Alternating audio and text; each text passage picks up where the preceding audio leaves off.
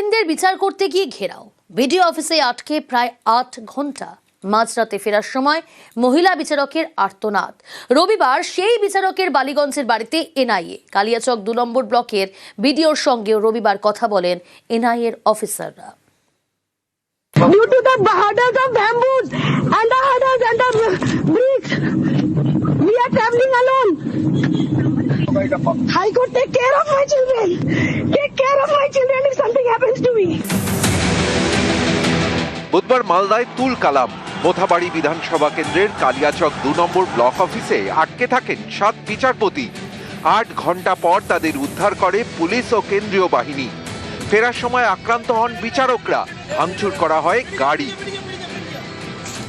Due to the hurdles of bamboos and the hurdles and the bricks, we are traveling alone. High Court, take care of my children. Take care of my children if something happens to me. এই বিচারকের বাড়ি দক্ষিণ কলকাতার বালিগঞ্জে। রবিবার সকালে তার বাড়িতে যায় এনআইএর একটি দল। তার সঙ্গে প্রায় 45 মিনিট কথা বলেন তদন্তকারীরা। জানতে চাওয়া হয় বুধবার ঠিক কি হয়েছিল, বিডিও অফিসে কতক্ষণ ঘেরাও করে রাখা হয়, পুলিশকে জানানোর কতক্ষণ পর তারা আসে, উদ্ধার করে আনার সময় ঠিক কি ঘটেছিল। ইতিমধ্যেই 7 বিচারকের সঙ্গে কথা বলেছে এনআইএ। পুলিশের থেকে তারা আগেই তথ্য সংগ্রহ করেছে। পুলিশের তথ্যের সঙ্গে বিচারকদের দেওয়া বিবরণ মিলিয়ে দেখতে চান এনআইএ তদন্তকারীরা। এদিন সকালে বিডিও অফিসে যায় এনআইএর আরেকটি টিম।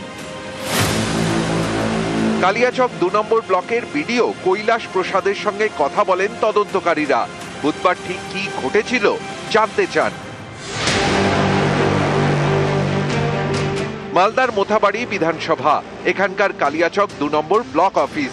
বুধবার বিকেলে এই অফিসেই ছিলেন ট্রাইব্যুনালের 7 বিচারক। সে সময় অফিস ঘিরে ফেলেন বিক্ষোভকারীরা। এসআইআর এর নাম বাদের প্রতিবাদে প্রায় 8 ঘন্টা ঘেরাও করে রাখা হয় বিচারকদের, যাদের মধ্যে ছিলেন 3 মহিলা বিচারক। মাঝরাতে উদ্ধার করে ফেরানোর সময় ভাঙচুর করা হয় বিচারকদের গাড়ি।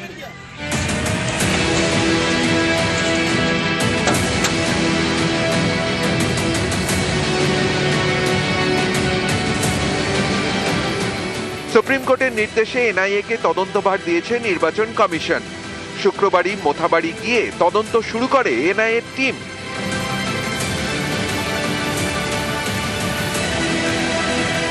শনিবার কেন্দ্রীয় বাহিনীর জওয়ানদের সঙ্গে কথা বলেন এনআইএ অফিসাররা।